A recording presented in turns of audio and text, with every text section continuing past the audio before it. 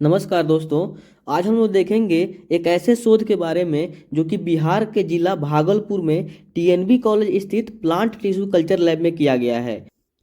एक ऐसे बांस को विकसित किया गया है जिसकी डिमांड विश्व के कई देशों में है। और इसका डिमांड विश्व के कई देशों में इसलिए है क्योंकि इस बांस का उपयोग बहुत सारे खाद्य पदार्थ को बनाने में यूज होता है, दवाइयाँ बनाने में यूज होती है, और एथेनॉल और भी बहुत सारी ऐसे चीज़ें जो कि हम मानव के लिए बहुत ही उपयोगी है हमारे जीवन में। तो उसका नाम दिया गया है मीठा बांस। तो यहाँ पे आप हेडिंग देख सकते हैं, मीठा बांस बढ़ाएगा किसानों की कमाई।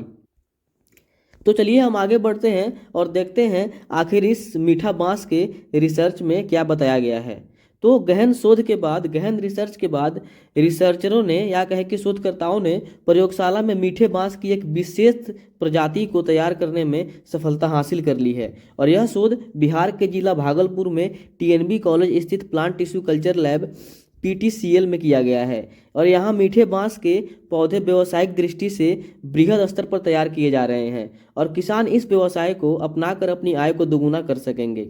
और अब इससे ग्रामीण आर्थिकी को समृद्ध करने हेतु नई संभावनाओं का भी आगमन होगा। और बांस की खेती, ऐसा माना जा रहा है कि इस बांस की खेती बिहार की अर्थव्यवस्था को बदलने में पूरी तरह से सक्षम हो सकती है, क्योंकि जैसे मैंने बताया कि इसकी मांग विश्व के कई देशों में है। और क्यों है, मैंने अभी बताया, जैसे कि बहुत सारे खाद्य पदार्थ को बनाने में इसका यूज होता है, दवाइयाँ बनाने में यूज होती है, इथेनॉल और बहुत सारे ऐसी ज़रूरत की चीज़ें। तो अब इसे ग्रामीण आर्थिकी को समृद्ध करने हेतु नई संभावनाओं का भी आगमन होगा और इसकी खेती बिहार की अर्थव्यवस्थाओं को बदलने में भी पूरी तरह से सक्षम हो सकती है, क्योंकि वर्तमान समय में इस बांस की मांग अधिक है और आज विश्व में कई देशों में इससे खाद्य उत्पाद भी बनाए जाते हैं और इसके साथ ही इस प्रजाति का उपयोग दवाइयाँ बनाने में भी उपयोग किया जा रहा है। तो और इसकी एक और ख़ास बात यह है कि ये बांस की प्रजाति जो है सभी मौसम में और सभी तरह की मृदा में इसकी खेती हो सकती है।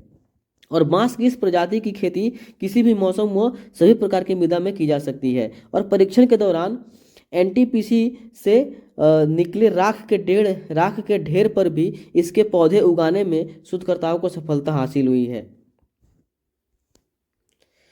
तो और दवाइयाँ और खाद्य उत्पादों में भी ये बहुत ही उपयोगी है। तो खाद्य प्रसंस्करण इकाई के माध्यम से बांस के इन पौधों से विभिन्न प्रकार के खाद्य उत्पाद तैयार किए जा सकेंगे। इनका उपयोग चीन, ताइवान, सिंगापुर, फिलीपींस आदि देशों में बड़े स्तर पर चिप्स, अचार, कटलेट्स जैसे उत्पाद तैयार करने में किया जाता है। अब भारत में भी इसका उपयोग व्यावसायिक तौर पर हो सकेगा और इससे खाद्य प्रसंस्करण उद्योग को काफ़ी बढ़ावा मिलेगा। और इसके साथ ही इन पौधों से एंटीऑक्सीडेंट और कैंसर जैसे रोगों की भी दवाइयाँ बनाई जा सकेंगी। और जैसे मैंने बताया कि इस बांस का यूज बायो सीएनजी गैस व एथेनॉल से भी इसका यूज बायो सीएनजी गैस व एथेनॉल को भी बनाने में यूज होता है। तो बांस के पौधे कार्बन डाइऑक्साइड को अच्छी तरह से अवशोषित कर कार्बनिक पदार्थ बनाते हैं और ये पदार्थ मृदा में मिलकर मृदा की उर्वरा शक्ति को बढ़ाते हैं। और बांस की सहायता से बायोएथेनॉल, बायो सीएनजी एवं बायोगैस उत्पादन पर भी शोध प्रगति पर है। और भारत में बांस की 135 से अधिक व्यावसायिक प्रजातियां पाई जाती हैं और इनका औद्योगिक उपयोग भी है। और बांस की खेती से पेपर इंडस्ट्री, फर्नीचर सहित अन्य उद्योगों को भी काफ़ी बढ़ावा मिलता है। और निकट भविष्य में बांस को प्लास्टिक का सबसे बड़ा विकल्प माना जा रहा है। तो आज के लिए बस इतना ही। धन्यवाद।